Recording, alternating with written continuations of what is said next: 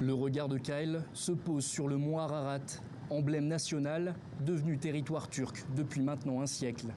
Une vue hautement symbolique pour les volontaires de All for Armenia. L'association multiplie les missions humanitaires dans le Syunik, une province frontalière de l'Azerbaïdjan et touchée par les derniers combats.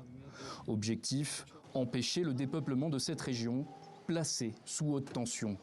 Après 4 heures de route, les volontaires font un dernier arrêt en quête de produits frais.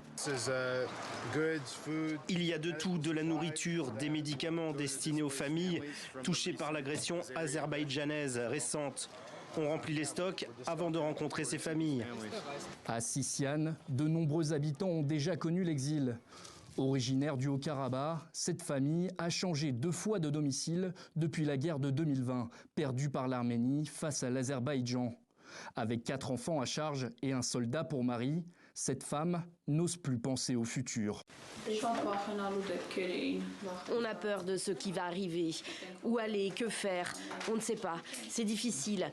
On ne veut pas revivre encore la même situation. L'aide apportée est cruciale. Ici, la majorité de la population vit sous le seuil de pauvreté et cumule les traumatismes. Ceux-ci ont été ravivés après l'attaque du 13 septembre dernier.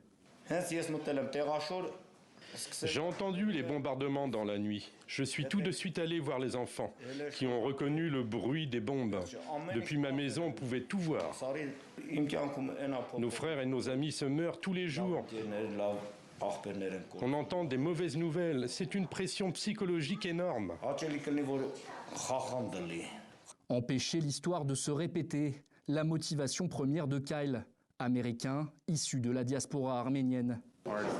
Les proches de nos arrière-grands-parents se sont fait tuer, ont dû fuir. Et nous voyons aujourd'hui un parallèle avec ce qui arrive à nos frères et sœurs d'Arménie et du Haut-Karabakh. Bilan de la journée, 6 familles aidées. La mission humanitaire va se poursuivre dans les prochains jours afin que les couleurs de l'Arménie continuent de flotter dans la région.